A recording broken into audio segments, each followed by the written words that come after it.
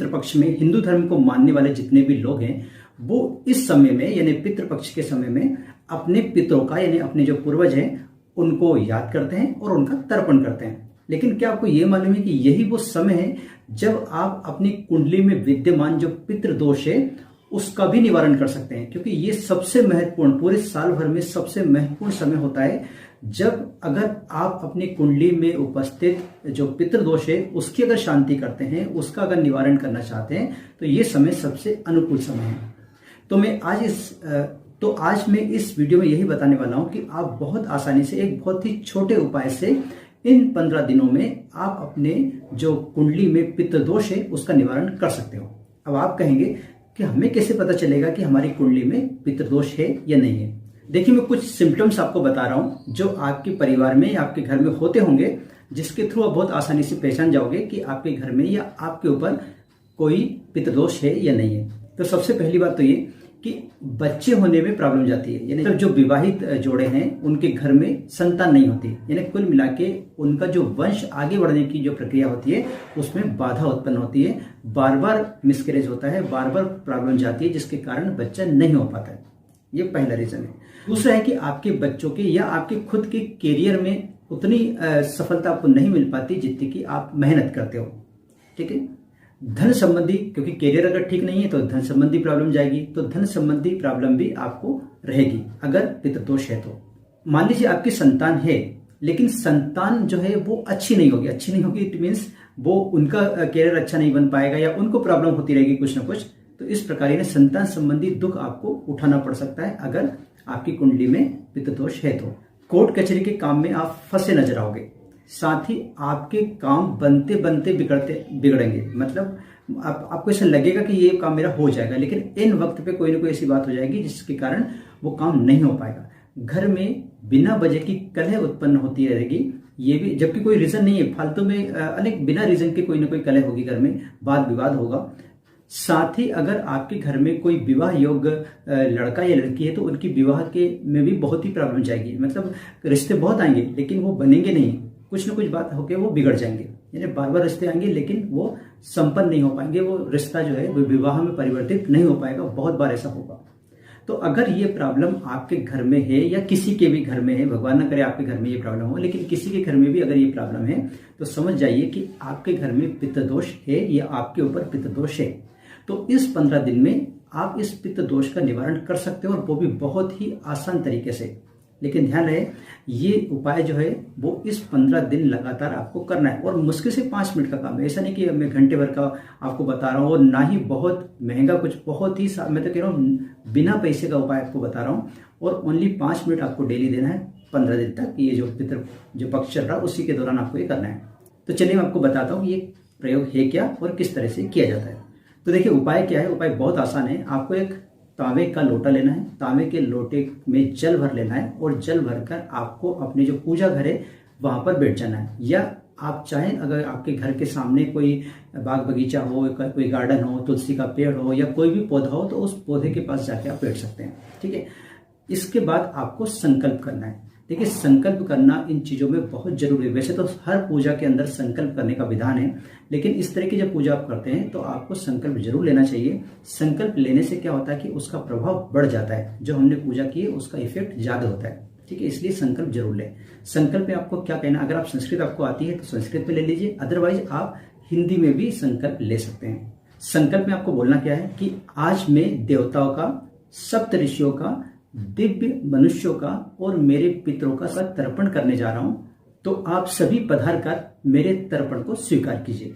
बस इतना सा आपको बोलना है। वैसे संस्कृत में ये एक अच्छा खासा है, लेकिन आप इतना भी बोलोगे तो आपका काम चल जाएगा। ठीक है। तो इस प्रकार से आप संकल्प लेंगे। संकल्प लेने के बाद फिर आपको अपनी विधि जो मैं बता रहा हूं उसको आपको स्टार्ट करना है। ठीक है। यहां पर मैं आपको एक बात बताना जरूरी समझता हूं कि तर्पण जो है वो स्टेजेस में किए जाते हैं, यानी कि फर्स्ट अगर आप पिता का या पिता तुल्य किसी इंसान का अगर तर्पण कर रहे हो तो सबसे पहले करना है।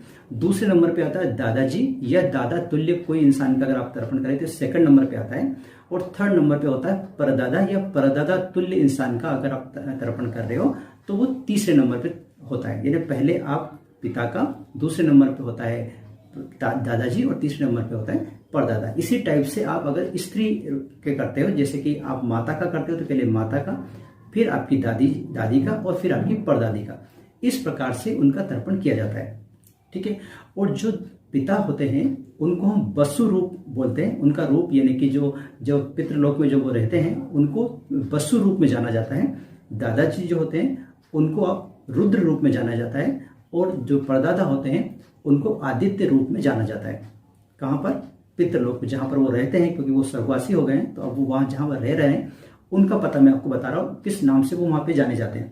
पिता जो है वो वसु रूप में, दादाजी जो है वो रुद्र रूप में, और परदादा जो है वो आदित्य रूप में जाने जाते हैं। इसी टाइप से अगर माता की बात करें तो माता वसु रूप में, दादी की बात करें दादी जो है वो रुद्र रूप में, और परदादी जो है वो आपकी आदित्य रूप में जानी जाती है। ठीक है। देखिए मैं अब आगे की प्रक्रिया बताता हूँ। अब आपको तर्पण देना स्टार्ट करना, वो कैसे करेंगे? आप सबसे पहले अपना ये सीधा हाथ जो है वो इस टाइप से लेंगे, और दूसरे हाथ में जो लोटा रखा है जिसमें जल भरा हुआ है उस जल को आप इसमें डालेंगे अपने हाथ में, और इस टाइप से आगे की तरफ इस टाइप से छोड़ देंगे। क्योंकि ये जो हाथ का ये वाला पार्ट जो होता है, हाथ के जो अग्रभाग होता है, उससे देवताओं को तर्पण दिया जाता है। तो हमने इस टाइप से देवता को एक बार आगे की तरफ पानी को डाला। ये आपका पहला तर्पण हुआ, किसके लिए? देवता के लिए। दूसरा तर्पण हम करते हैं जो सप्तऋषियों के लिए करते हैं। सप्तऋषियों के भी सेम होता है जैसे कि देवता का होता है। फिर से हमने ऐसा हाथ लिया, जो लोटा रखा उससे हमने एक बार इधर डाला और फिर सामने की तरफ एक बार छोड़ दिया। तो दोनों ही यानी सप्तऋषियों के लिए भी और देवताओं के लिए भी आगे की तरफ एक बार जल को छोड़ना है। ठीक है। ये आपके दो हो गए, एक तो हो गया देवताओं के लिए, एक हो गया सप्तऋषियों के लिए। अब हम करते हैं तीसरा दिव्य पुरुषों के लिए। दिव्य पुरुषों के लिए करने के लिए फिर से आप इसी प्रकार से हाथ लेंगे, ये जो लोटा में पानी है उससे पानी डालेंगे। इसके बाद जो आप डालेंगे वो किस टाइप से डालेंगे? ऐसे तरह से, यानी आपका जो हाथ का ये वाला पार्ट है इस पार्ट से पानी को नीचे गिरना है, जल को नीचे गिरना है। ठीक है। तो आप इस टाइप से नीचे डालेंगे। अब नीचे आपने कुछ रख रखा होगा उसमें पानी चला जाएगा, या पौधे में अगर आप कर रहे तो पौधे में पानी चला जाएगा। ठीक है। लेकिन ये दो बार आपको करना है। एक बार किया, इसका फिर से आपने पानी लिया और पानी लेके फिर से आपने इस टाइप से डाल दिया। अपने लेफ्ट हैंड की तरफ डालना है, राइट हैंड से करना है और लेफ्ट हैंड की तरफ पानी जाना चाहिए। ठीक है। दो बार करना है आपको। किसके लिए? जो दिव्य पुरुष है उनके लिए आपको दो बार करना है। देवता के लिए एक बार, सप्तऋषियों के लिए एक बार, लेकिन दिव्य पुरुषों के लिए दो बार इस तरह से इस तरफ से पानी को गिरना चाहिए। यानी अपने राइट हैंड में पानी लेके लेफ्ट हैंड की तरफ आपको पानी को नीचे डालना है। ठीक है। ये हो गया आपके किसके लिए? दिव्य पुरुषों के लिए। अब आपको उस पानी में काले तिल डाल लेना है। देखिए अभी हमने तीन जो करा उसमें काले तिल नहीं डाले थे। अब हमने क्या करा कि काले तिल डाल लिए किसके अंदर? वो जल जो रखा था उस जल में काले तिल डाल दिए, क्योंकि ऐसा माना जाता है और ज्योतिष में भी ऐसा है कि काले तिल जो होते हैं वो नेगेटिविटी को दूर करते हैं। इसलिए हम इन तरह की जो प्रक्रिया होती है, इस तरह के जो उपाय होते हैं उसके अंदर काले तिल का उपयोग किया जाता है। ठीक है।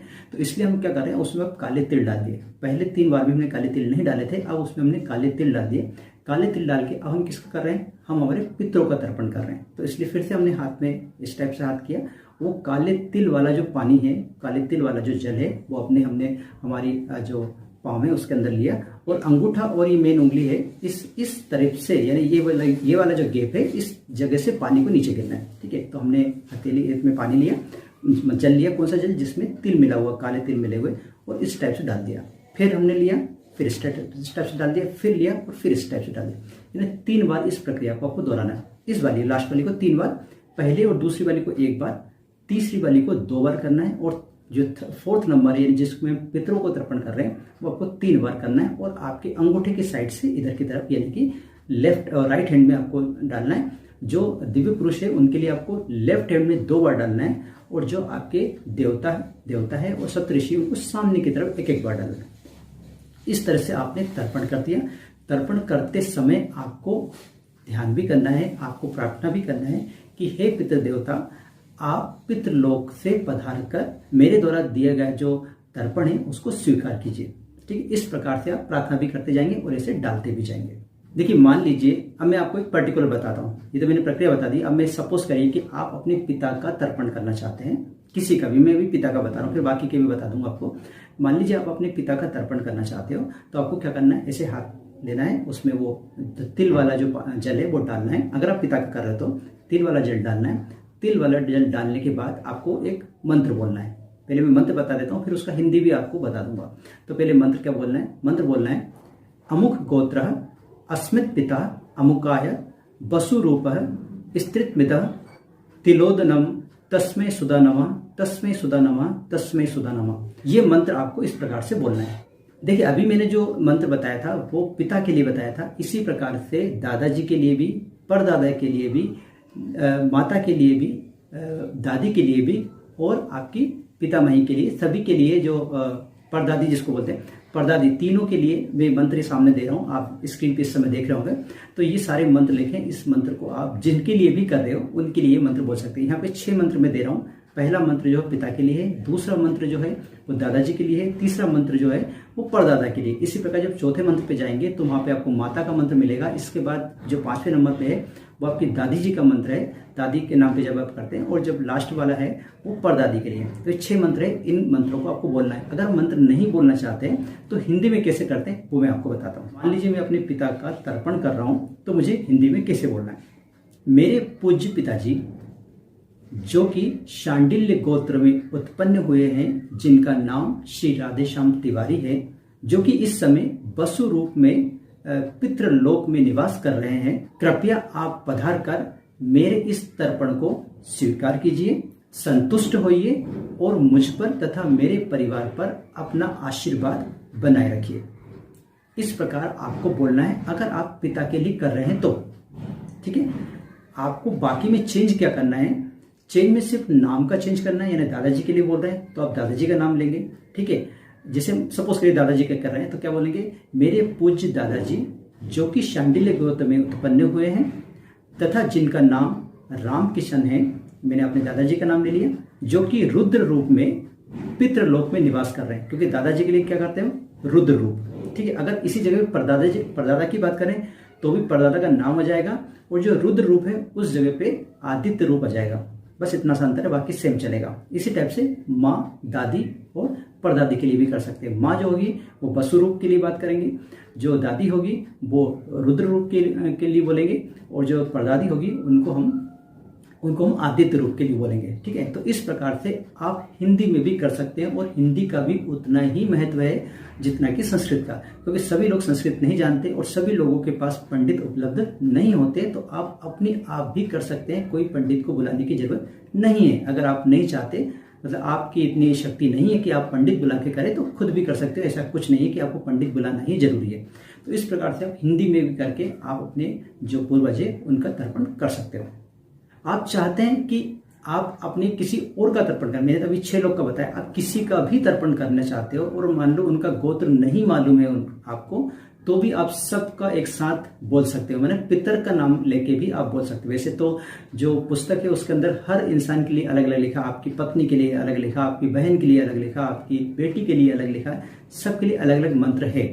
लेकिन मान लीजिए आप इतना नहीं कर सकते तो आप डायरेक्ट पितर बोल के भी आप काम चला सकते हो। यानी सभी, उसमें सभी लोग आ जाएंगे। आप चाहे कि पूरी दुनिया के लोगों के लिए बोलना चाहे, क्योंकि हमारे धर्म में तो वसुंधरा कुटुंबकम बोलते हैं। तो पूरी दुनिया में जितने भी लोग हैं, पूरी दुनिया में जितने लोग भी अभी तक स्वर्ग सिधार गए हैं और उनकी आत्मा की शांति के लिए अगर आप तर्पण करना चाहते हो तो भी कर सकते हैं। इसी प्रकार बिना नाम लिए कर सकते हैं। अब आपने तर्पण कर लिया है। तर्पण करने के बाद अगर आपने घर के अंदर तर्पण किया है तो जो पानी आपने कहीं डाला होगा, इकट्ठा किया होगा किसी टब में या किसी चीज में भी, वो पानी को अब आप बाहर जाके किसी पौधे में या तुलसी में कहीं पर भी उसको डाल सकते हो। इस प्रकार से ये जो प्रक्रिया मैंने बताई, जो आपको शायद है कि बहुत लंबी प्रक्रिया लगी होगी, लेकिन ये मुश्किल से 5 मिनट की भी नहीं है जब आप करने बैठोगे, क्योंकि कोई बड़ा काम तो है नहीं। क्योंकि मुझे समझाना था इसलिए मुझे ज़्यादा टाइम लगा है। जब आप करोगे तो ये 5 मिनट से भी कम टाइम में ही हो जाएगा। और अगर आप खुश रहना चाहते हो, आप अगर अपने जीवन में तरक्की पाना चाहते हो, तो क्या आप 15 दिन के लिए 5-5 मिनट नहीं दे सकते? बिल्कुल दे सकते हैं। तो आपसे निवेदन है कि इन 15 दिनों में आप ये उपाय को जरूर कीजिए। इससे आपको 100% सफलता मिलेगी और वो सफलता आपको दिखेगी भी। आशा करता हूं कि मेरे द्वारा बताया गया ये जो उपाय है वो आपको अच्छा लगा होगा, और मैं चाहता हूं कि आप सभी लोग इस उपाय को जरूर करें। इसके बाद भी अगर किसी प्रकार की प्रॉब्लम आपको जा रही है या इसको समझ में अच्छे से नहीं आया है, मैंने तो पूरी कोशिश की है, लेकिन फिर भी अगर कोई चीज़ रह गई हो तो आप मुझसे जरूर पूछ सकते हो।